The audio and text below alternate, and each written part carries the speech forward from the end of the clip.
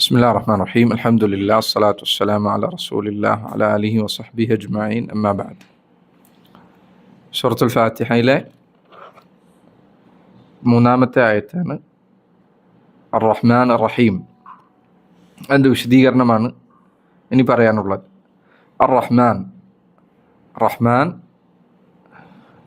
ഇത്തരം പേരുകൾ റഹ്മാൻ എന്നുള്ളത് ഫഅലാൻ എന്ന രൂപത്തിലാണുള്ളത്. ഒരു കാര്യം നിറയുന്നതിനെ സൂചിപ്പിക്കുന്ന വാക്കാണ് ഫഅലാൻ എന്നത്. കാര്യം പറയുന്ന വിശേഷണം ഒരാളിൽ സമ്പൂർണമായാൽ അതിനെന്ത് പറയും? ഫഅലാൻ എന്ന് പറയും. ഉദാഹരണത്തിന് ഒരാളിൽ ഗദബ് നിറഞ്ഞു കഴിഞ്ഞാൽ അയാളെ പറ്റി ഗദ്ബാൻ എന്ന് പറയും. അതുപോലെ തന്നെ ഒരാൾ ഭക്ഷണം കഴിച്ച് വയറ് നിറഞ്ഞു കഴിഞ്ഞാൽ ഷബആൻ എന്ന് പറയും. അർ-റഹ്മാൻ എന്നത് റഹ്മത്ത് നിറഞ്ഞു നിൽക്കുന്നതിൻ്റെ അടയാളമാണ്. റഹ്മത്തിൻ്റെ പൂർണ്ണതയാണ് അത് അർത്ഥമാക്കുന്നത്. الرحمن ذي الرحمة العامة الذي وسعت رحمته جميع الخلق. الرحمن എന്ന് പറഞ്ഞാൽ ذي എന്ന് പറഞ്ഞാൽ ഉടയവൻ എന്നാണ് അർത്ഥം. ذي ذو الرحمة ഖുർആനിൽ വന്നിട്ടുണ്ട്. ذو الرحمة ذو എന്ന് പറഞ്ഞാൽ ഉള്ളവൻ, ഒരു കാര്യമുള്ളവൻ. ذو الرحمة റഹ്മത്തുള്ളവൻ. ذي الرحمة ഇവിടെ ഒരു ജറ ആയതുകൊണ്ട് ذي الرحمة എന്ന് പറഞ്ഞു. സിർ റഹ്മ റഹ്മത്തുള്ളവൻ. എങ്ങനെയുള്ള റഹ്മത്താണ്? റഹ്മാൻ എന്നത് അർത്ഥമാക്കുന്നത് അൽ ആമ്മ. അൽ ആമ്മ വിശാലമായത്, സർവ്വതിനെയും സമഗ്രമായി ചൂഴ്ന്നു നിൽക്കുന്നത്, ഒന്നിനെയും വിട്ടൊഴിയാത്ത രൂപത്തിൽ സർവ്വതിനെയും പൊതിഞ്ഞു നിൽക്കുന്നത്. അതാണ് അൽ ആമ്മ. ആമ്മ എന്ന് പറഞ്ഞാൽ മൊത്തം എല്ലാത്തിനെയും ബാധിക്കുന്നത്, പൊതുവായത്. സിർ റഹ്മത്തുൽ ആമ്മ. അള്ളാഹുവിൻ്റെ റഹ്മത്ത് എങ്ങനെയുള്ളതാണ്?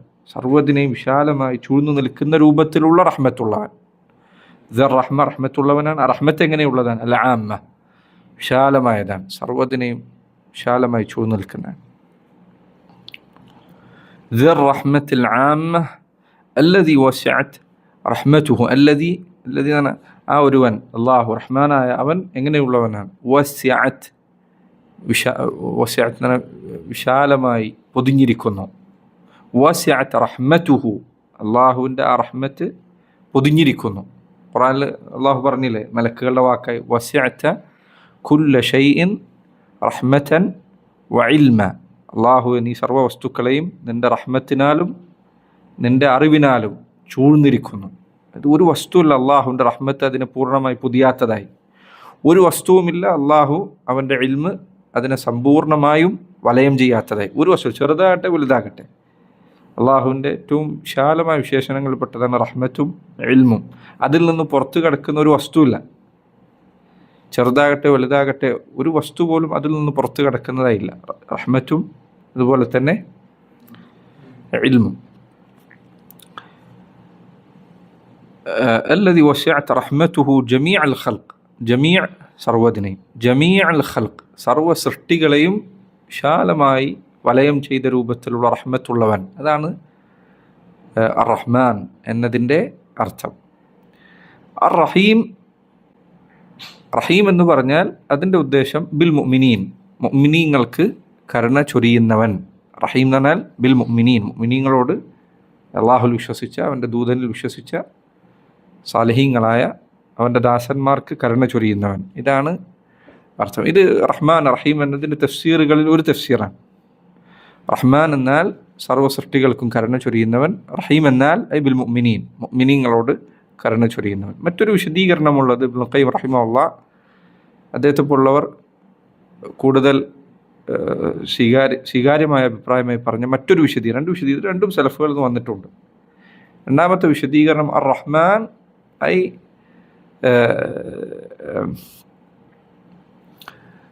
ഐ സിർ റഹ്മത്തുൽ വാസിഅ. റഹ്മാൻ എന്നാൽ വിശാലമായ റഹ്മത്തുള്ളവൻ എന്നാണ് അതിൻ്റെ അർത്ഥം.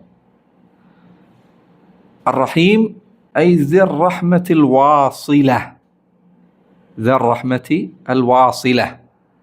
റഹീം എന്നാൽ അടിമകൾക്ക് അവൻ ചൊരിയുന്ന റഹ്മത്തിനെ അറിയിക്കുന്നതാണ്.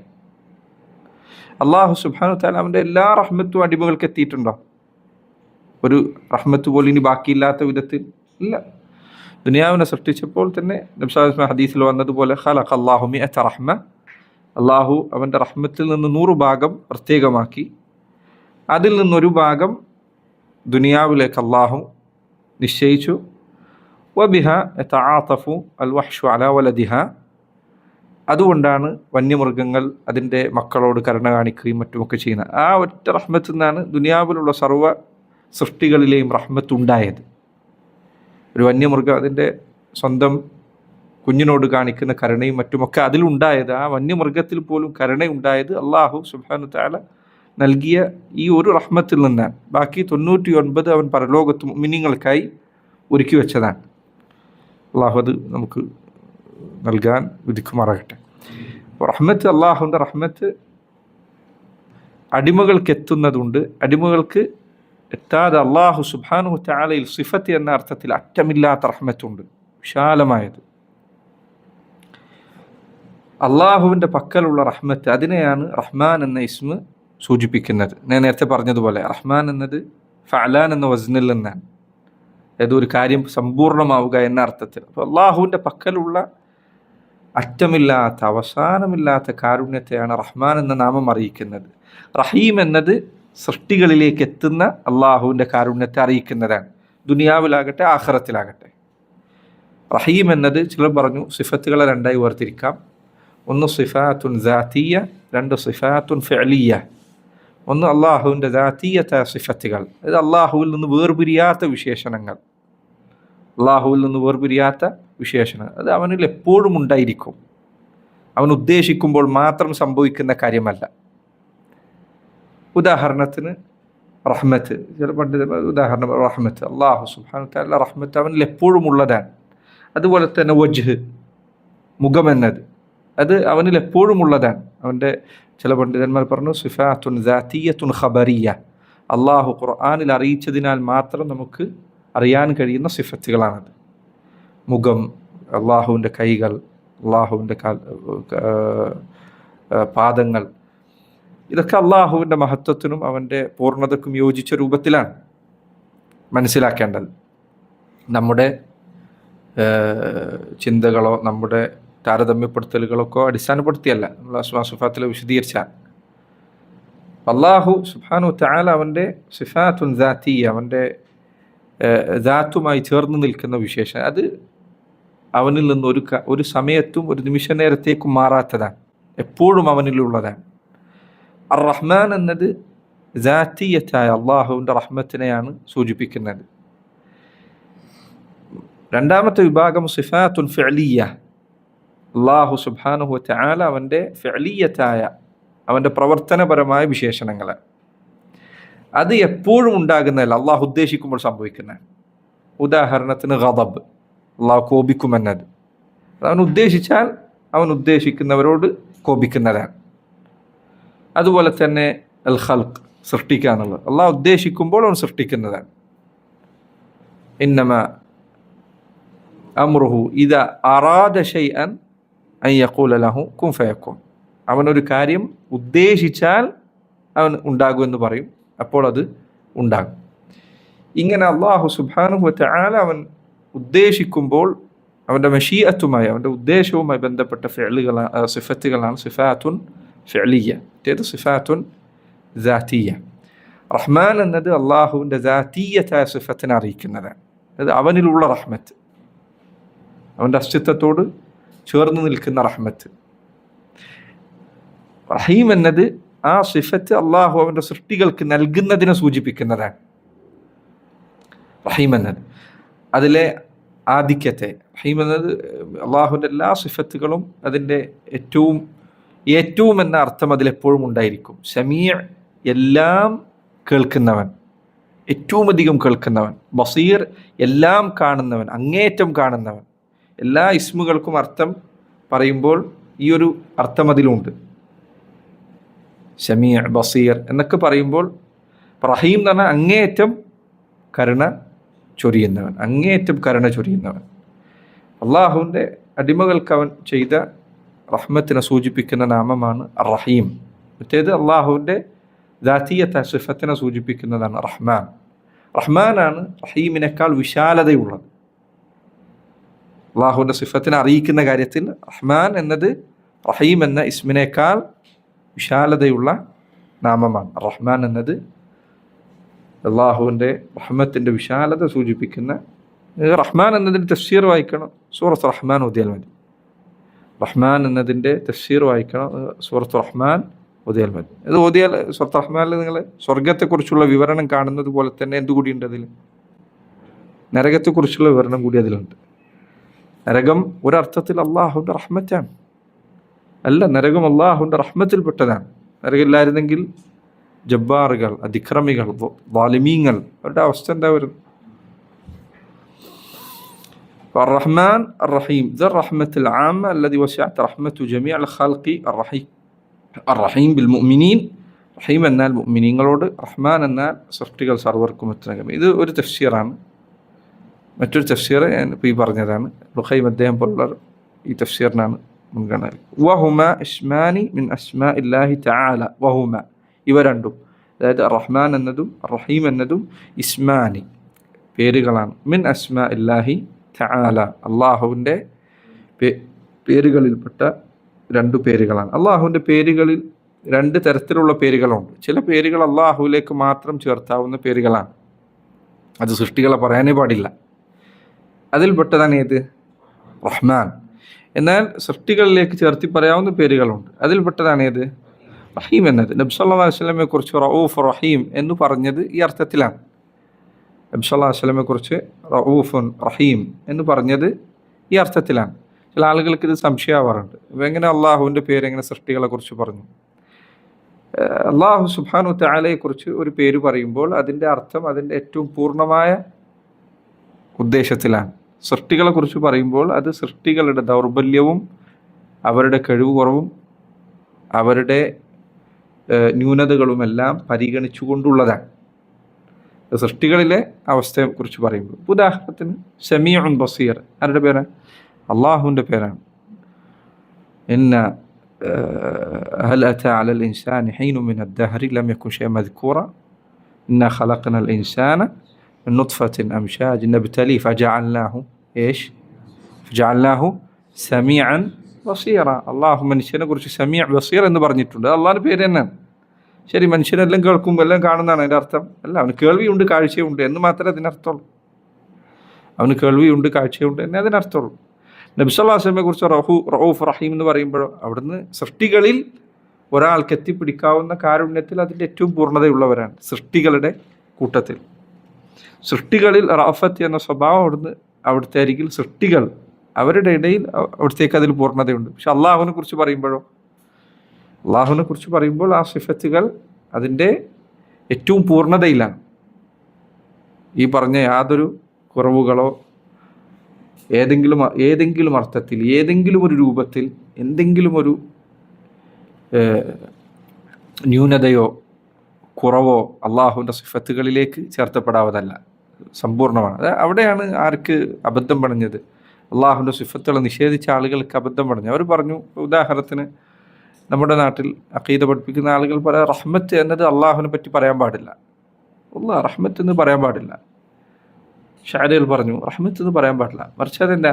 അത് ഇറാദത്തുൽ ഇൻആമാണ്, അള്ളാഹു അനുഗ്രഹം ചൊരിയാൻ ഉദ്ദേശിക്കലാണ്. കാരുണ്യം എന്ന് പറയാൻ പാടില്ല. എന്തുകൊണ്ട്? അവർ പറഞ്ഞു, കാരുണ്യം എന്ന് അള്ളാഹുവിനെ പറ്റി പറഞ്ഞാൽ കാരുണ്യം എന്ന വിശേഷണത്തിൽ എന്തുണ്ട്? ദൗർബല്യമുണ്ട്. കാരണം കരുണ കാണിക്കുന്ന ആൾ പൊതുവെ എന്തായിരിക്കും? ഹസ്മ് ചിലപ്പോൾ കുറവായിരിക്കും. ഒരാൾ കരുണ കുറച്ച് കൂടിക്കഴിഞ്ഞാൽ എന്ത് സംഭവിക്കും? കാര്യങ്ങളിലുള്ള ശക്തിയും ഗൗരവവും കുറച്ച് കുറയും. ആ അർത്ഥത്തിൽ അതിലൊരു ദുർബലതയുണ്ട്. പക്ഷെ ആ ദുർബലത ആർക്കാണ്? അത് മനുഷ്യനാണ്. അവർക്ക് സംഭവിച്ച ഇതാണ്. ഇവർ ഈ അർത്ഥം പറയും, എന്നിട്ട് അതെന്ത് ചെയ്യും? അള്ളാഹുലേക്ക്. ഇത് മനുഷ്യനെ സംബന്ധിച്ചിടത്തോളം റഹ്മത്താണ്. മനുഷ്യന് ശരിയാണ് റഹ്മത്ത് ഉണ്ടാകും. ഈ പറഞ്ഞ പ്രശ്നങ്ങളൊക്കെ ചിലപ്പോൾ ഉണ്ടായേക്കാം.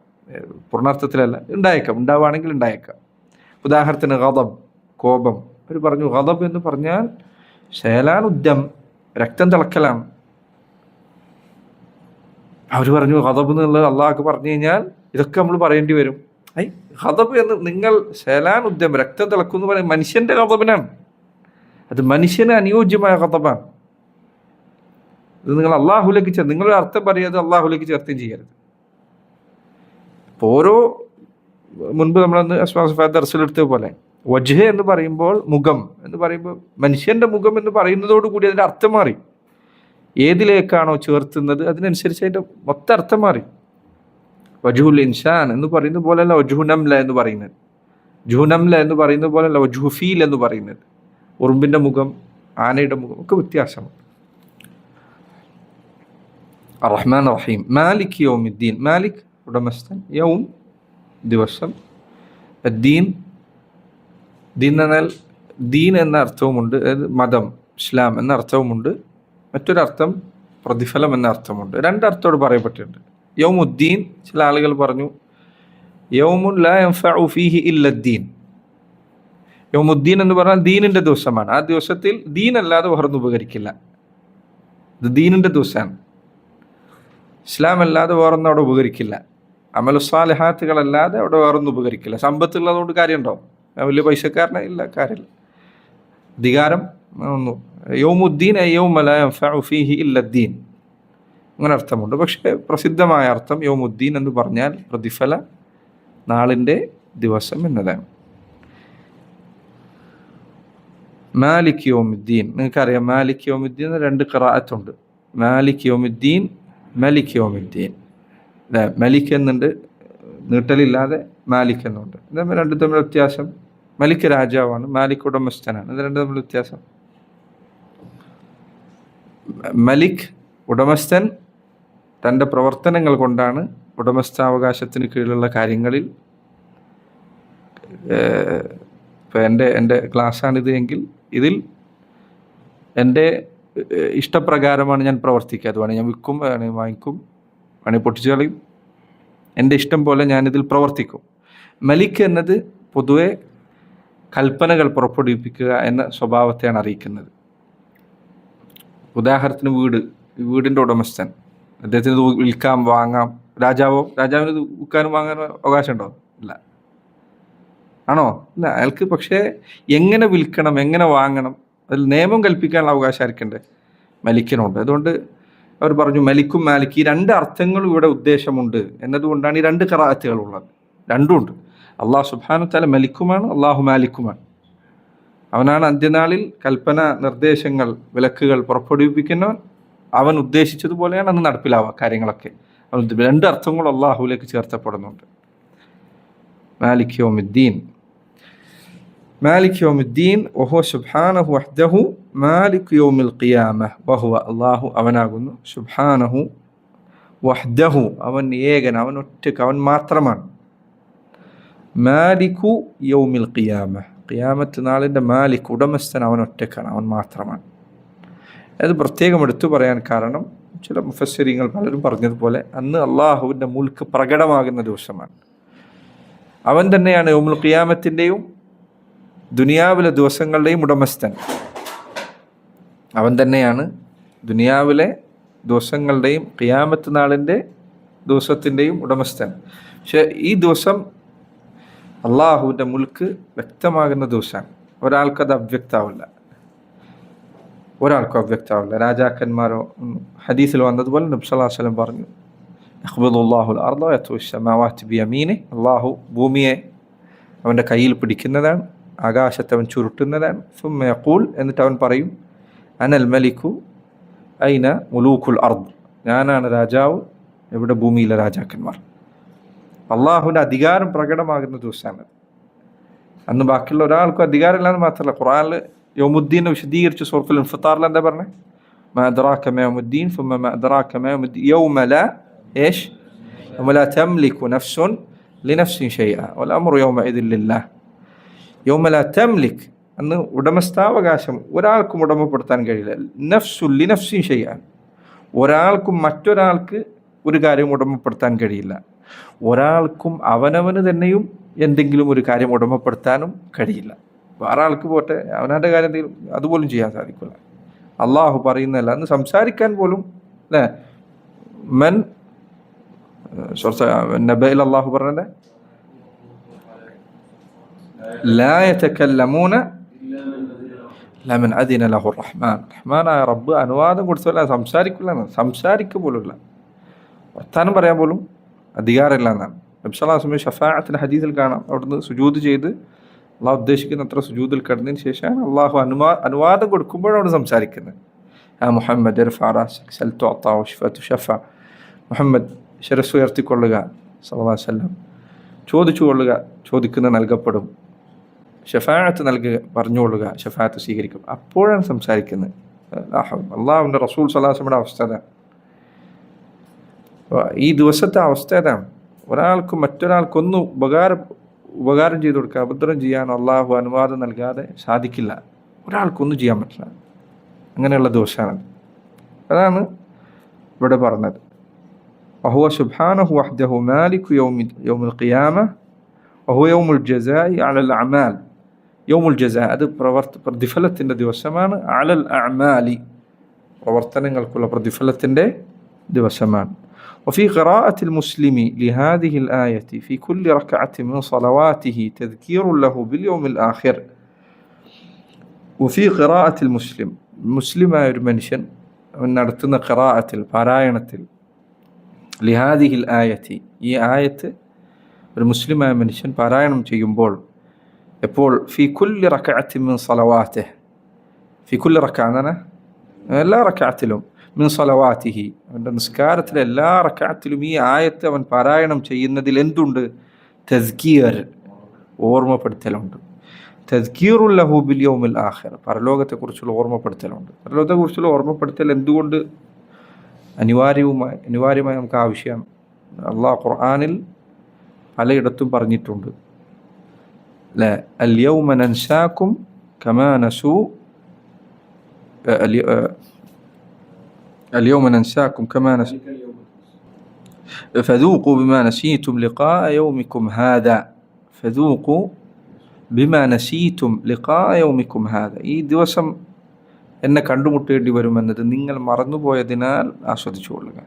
ഈ ദിവസം മറക്കുക എന്നുള്ളത്, അത് ഓർമ്മയിലില്ലാതെയാവുക എന്നത് അതിഗുരുതരമായ അപരാധമാണ്. അള്ളാഹു ഖുർആനിൽ പറഞ്ഞു, വഖീല അൽ-യൗമ നൻസാകും കമാ നസീതും ലിഖാഅ യൗമികും ഹാദാ വമഅവാകുമുൻ നാർ. അവരോടന്ന് പറയപ്പെടും, അൽ-യൗമ നൻസാകും, ഇന്ന് നാം നിങ്ങളെ മറക്കുന്നതാണ്. അള്ളാഹുവിൻ്റെ മറവിയോട് ഉദ്ദേശിക്കുന്നത് അള്ളാഹു അവരെ തിരിഞ്ഞു നോക്കുന്നതല്ല. കമാ നസീതും ലിഖാഅ യൗമികും ഹാദാ, ഈ ദിവസം നിങ്ങൾ എന്നെ കണ്ടുമുട്ടേണ്ടി വരുമെന്ന് മറന്നത് കാരണത്താൽ. അപ്പോൾ ഇത് അള്ളാഹു ഓർമ്മിപ്പിക്കണം. എല്ലാ ദിവസവും ഇങ്ങനെ ദിവസം വരാനുണ്ട്. എല്ലാ ദിവസവും നിസ്കരിക്കുമ്പോൾ, നേരത്തെ നിസ്കരിക്കുമ്പോൾ നമ്മളത് അള്ളാഹ് ഓർമ്മിപ്പിച്ചിട്ടുണ്ട്, പരലോകമുണ്ട്. പക്ഷെ നമ്മൾ എത്ര പേരാണ് ഇത് ഓർക്കുന്നത്? ഓരോ നിസ്കാരത്തിലും പരലോകമുണ്ട്, മാലിക് യൗമുദ്ദീൻ, അപ്പോൾ അള്ളാഹ് ഓർമ്മപ്പെടുത്തലാണിത്. വഹസ്സുൻ ലഹു അലൽ ഇസ്തിഅദാദ് ബിൽ അമൽ സ്സാലിഹി വൽ കഫ്ഫി അനിൽ മആസി വസ്സയ്യിആത്ത്. വഹസ്സുൻ, ഹസ്സ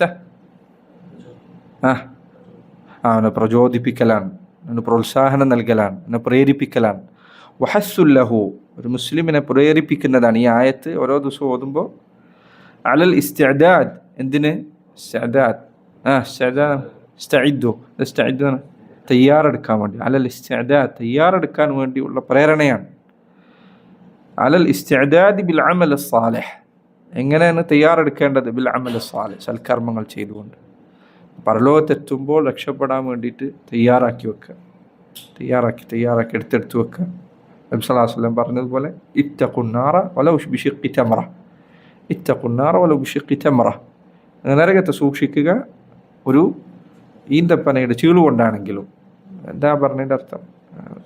ചെറുതാണെങ്കിലും എന്തുകൊണ്ട് രക്ഷപ്പെടുമെന്ന് പറയാൻ പറ്റില്ല, തയ്യാറാക്കി വെക്കുക.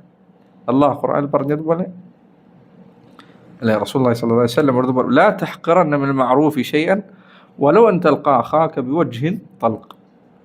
ഒരു ചെറിയ നന്മയും നീ നിസ്സാരമായി കാണരുത്. എൻ്റെ സഹോദരനെ ഒന്ന് പുഞ്ചിരിക്കുന്ന മുഖത്തോടുകൂടി അഭിമുഖീകരിക്കുന്നതാണെങ്കിൽ പോലും, ചിലപ്പോൾ അതായിരിക്കും നിനക്ക് പരലോകത്ത് സഹായം ചെയ്യാൻ. നീ പരിചയമില്ലാത്ത ആളെ കുറിച്ചാണ് ഞാൻ പറയുന്നത്. നിനക്കൊരു പരിചയമില്ലാത്ത ഒരാൾ റോട്ടിൽ കൂടി നടന്നു, അയാളെ ചിലപ്പോൾ പുഞ്ചിരിയോടുകൂടി സമീപിക്കുന്നതായിരിക്കും ചിലപ്പോൾ പരലോകത്ത് നിന്നെ സഹായിക്കും. നീ അറിഞ്ഞിട്ട് പോലും ഉണ്ടാവില്ല, നീ നിസ്സാരമായി കണ്ട നന്മയായിരിക്കും അത്. പക്ഷേ പരലോകത്ത് ചിലപ്പോൾ അതായിരിക്കും നിന്നെ സഹായിക്കാൻ. ഒരു നന്മ നിസ്സാരം. വൽ ഇസ്തിഅദാദ് ലഹു ബിൽ അമൽ സ്സാലിഹ്, സൽക്കർമ്മങ്ങൾ ചെയ്തുകൊണ്ട് തയ്യാറെടുക്കുക. വൽ കഫ് അനിൽ മആസി വസ്സിയ്യാത്ത്. പിന്നെ എങ്ങനെയാണ് പരലോകത്തേക്ക് വേണ്ടി തയ്യാറെടുക്കുന്നത്? വൽ കഫ്, കഫ് എന്നാണ് പിടിച്ചു നിർത്തുക, സ്വന്തത്തെ നിയന്ത്രിക്കുക. വൽ കഫ് അനിൽ മആസി, തിന്മകളിൽ നിന്ന്, വസ്സിയ്യാത്ത്, തെറ്റുകളിൽ നിന്ന്, പാപങ്ങളിൽ നിന്ന്, ഹറാമുകളിൽ നിന്ന് സ്വന്തത്തെ പിടിച്ചു വെച്ചുകൊണ്ടാണ് രക്ഷപ്പെടുത്തേണ്ടത്. هذا والله تعالى أعلم بالصواب. صلى الله وسلم وبارك على نبينا محمد وعلى آله وصحبه وسلم. سبحانك اللهم.